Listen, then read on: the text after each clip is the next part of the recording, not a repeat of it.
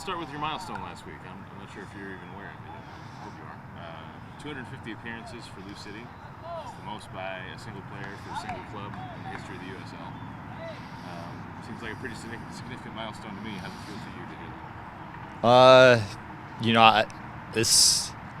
This year and then even last year, there's kind of been some milestones. I had a couple people reach out to me and text me, but for me, I'm really trying not to, while I'm aware of some of these things, really try to stay focused that of what we're trying to do as a team out here, because those things, I've been fortunate enough to be here for a long time, but the way I see it is you can kind of hold it off and then we'll count it up at the end. For me, it's really special to be here, but let's those things, let's count them up at the end. We'll figure it out. Don't necessarily need to be reminded of them all the time, and my focus is on the team, and I'm just lucky to be a part of a special group. One kind of follow-up. We don't need to dwell on it, but I don't think that milestone could happen too many places in the USL.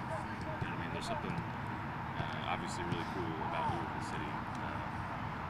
How has this club been able to become a home for you that allowed you to have such longevity to get that kind of place? I definitely got to thank a lot of the guys along the way for setting up the environment.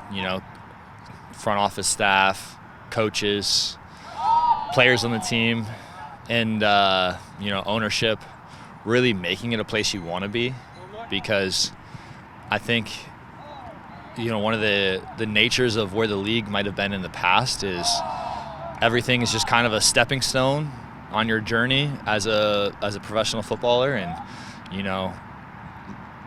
a lot of people have made this a destination where you want to be. I'm fortunate to be here, and I want to be here because of all the people before that have made this place you truly want to be and stay. Pittsburgh this weekend, you've got the unique perspective of having played for Bob Lilly. I know it's a long time ago now. Yeah. What kind of coach is he? He demands a lot of his players. Gets a lot of guys who are, committed to a single goal, and guys who are hungry. So, when you play a group like that, you're going to get their best because they're trying to prove something and they're hungry and, up for the challenge. So, whenever we play them, we get their best, and it's always a battle. So that's, kind of what we expect going into it.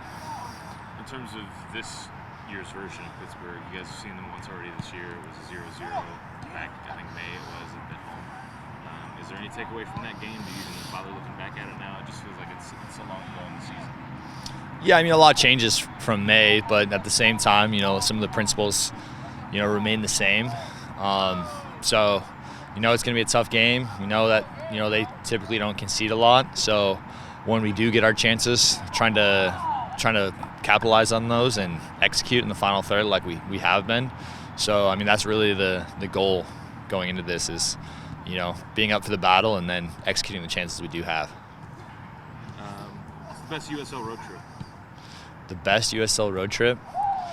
For me, this season, the trip to Monterey was really cool.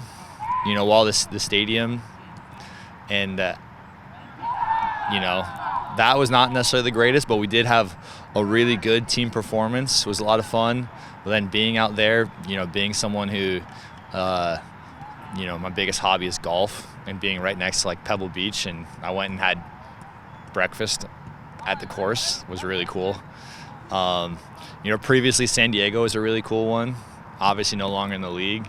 Pittsburgh's a cool one though too. We had a couple years ago, I'm dating 8 years ago, I think it was, maybe 9, where we had a whole week in Pittsburgh and got to kind of explore the city and go to a Steelers game and explore all the bridges and cliffs and waterways, and so that was a cool trip.